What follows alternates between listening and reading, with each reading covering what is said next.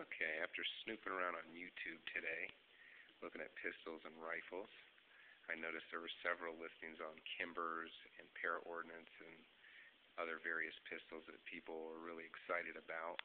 And I didn't see one for my particular model, so here goes. Here's my first YouTube video ever.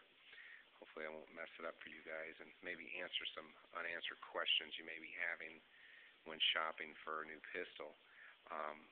I personally, and a lot of this stuff is personal preference, prefer the 45 round. As a prior enlisted Marine, I guess we're a little biased. It's a battle-proven round. Previously, I do have other 1911 base model 45s, but previously I had a Walther P99, which was outfitted with a 40 Smith & Wesson. I liked the Walther P99. It was a fabulous pistol, the design and everything, but for whatever personal bias, I just could not get excited about the 40 Smith & Wesson. It seemed like it was a very high velocity round and had a lot of jump and, in my opinion, was like a yappy dog. So I decided to sell my Walther P99, and I heard a lot about the kimbers and the para-ordnance and the bear, and I went on my little quest to find a 45 of my liking. So one of the things I was looking for in a pistol, of course being a 45 caliber, was immediately, I like a metal gun. If you're going to spend $1,000, it's just really hard for me to cost justify a plastic injected molded frame. You know, there's nothing wrong with those pistols. The Walther had it, the Glocks have them, they work great. But I just feel like if I'm going to spend over $1,000, I want some hand machine stuff and some hand craftsmanship, and that's just a personal thing with me. So I knew I wanted a metal frame, I knew I wanted a 45, and I wanted the most bang for my buck. So I narrowed it down. The Bear was so outrageously priced. $3,000 or $4,000 to me for a pistol is absolutely ridiculous.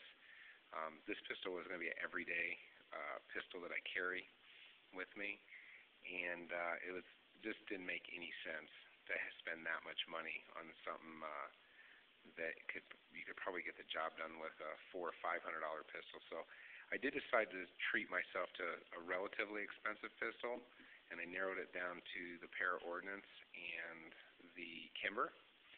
And one of the reasons I chose this, they're both fine weapons, I shot them both, is the grip. The para-ordnance has a staggered magazine and carries a lot more ammunition. However, it's a little uncomfortable for my hands.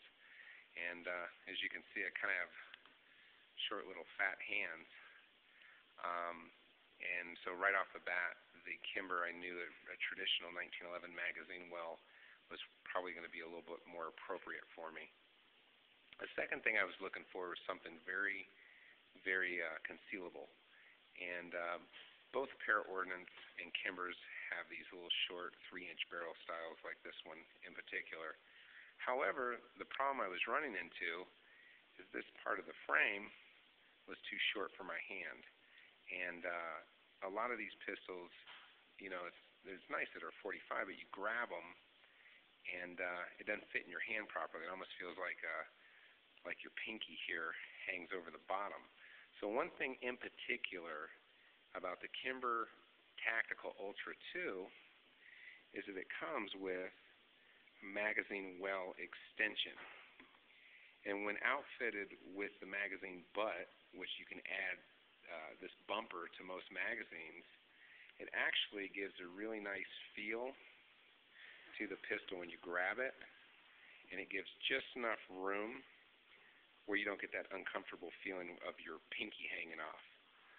Also, it's beveled and tapered, and this is standard with the Tactical Ultra 2, and that was a really nice feature when speed loading.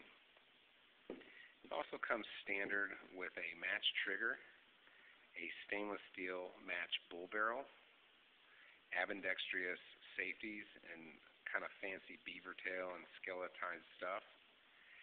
And another thing it came with standard too was the tactical night sights.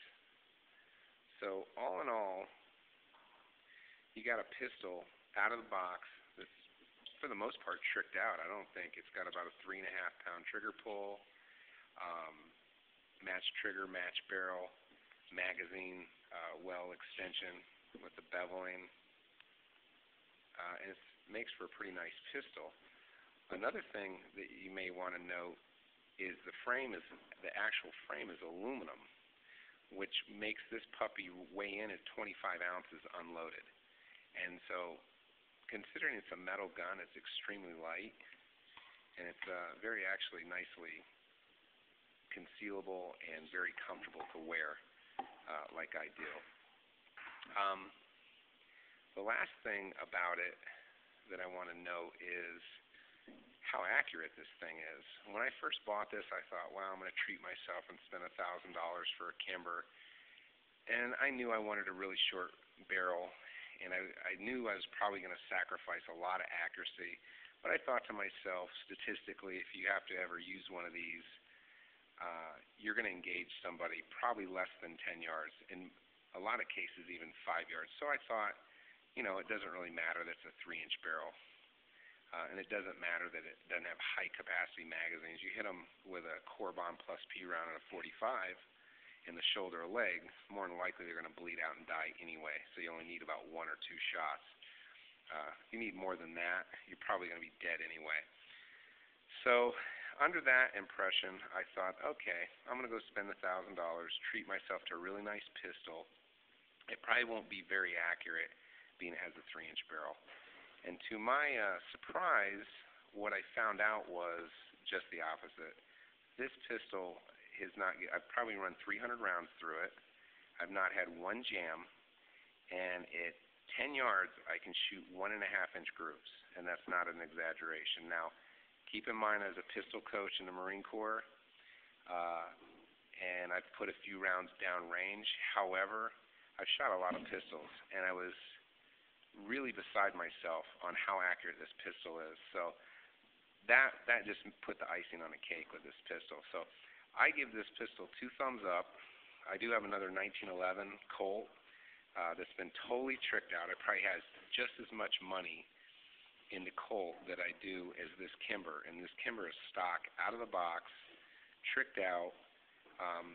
If you have the same questions as I did when buying a concealable .45, as far as the length of the hand grip, concealability, lightness, accuracy, this is the pistol for you. You, bar none, have to do nothing to it out of the box. So I hope you guys have enjoyed that, and if you have any questions, please send me your replies.